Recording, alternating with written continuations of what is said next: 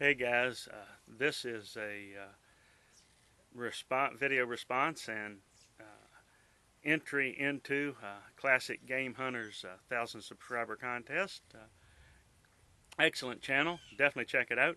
I'll leave a link to his channel and a link to his original, his contest video if you want to enter, even though of course that will reduce my chances of winning.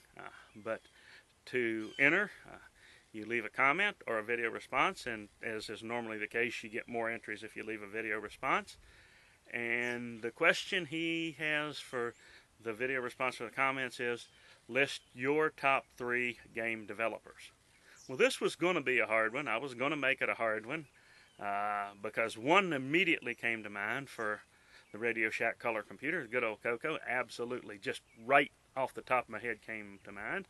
And then, of course, there are the typical answers, like any Atari 2600 is probably going to say, in addition to Atari, is going to say Activision, of course. And, of course, everything from Donkey Kong up through whatever the next Mario game they put out. There's Nintendo, id Software. To my mind, id really put PC gaming on the map. So there's lots of good choices. And then there's a couple other color computer companies that I'd like to have included, but I thought, do I really? I couldn't choose between the two of them, hardly. Couldn't really choose between them. And then I thought, well, I got started in gaming really when I got my first color computer in 1982, and the color computer and the color computer 3 was all I had until 89 when I got my first PC. So, for me, I think what I'm going to do, the way I'm going to answer it, is I'm going to pick my top 3 color computer developers. 2 and 3 are pretty much a tie, and that is Spectral Associates and Tom Mix. Spectral Associates gets the nod because they release several games through Radio Shack. So, in addition to releasing games themselves, some of their games, like Microbes, were released through Radio Shack.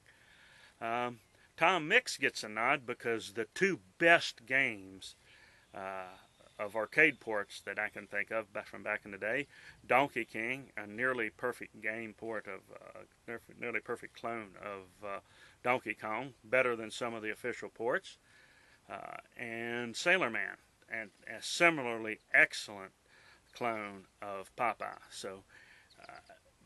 But there were a lot of clones of the arcade games that they both put out, and I found myself tending to go more for the Spectral Associates games than I did with the Tom Mix.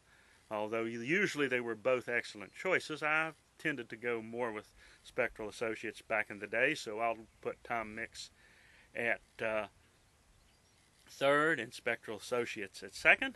And the top one that came to mind very quickly, very easily, was Steve Bjork.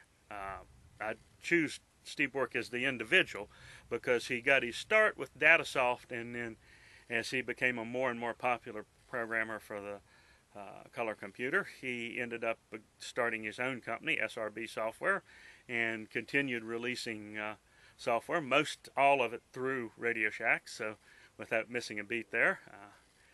Started out, the first game I really remember associating with him was Zaxxon through Datasoft.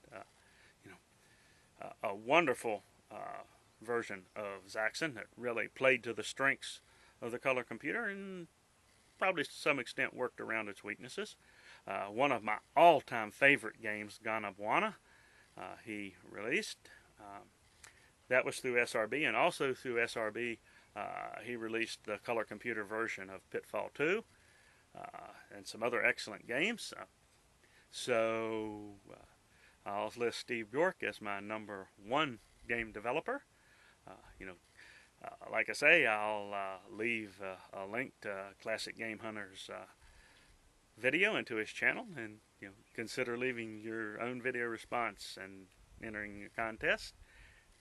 And as always, more later.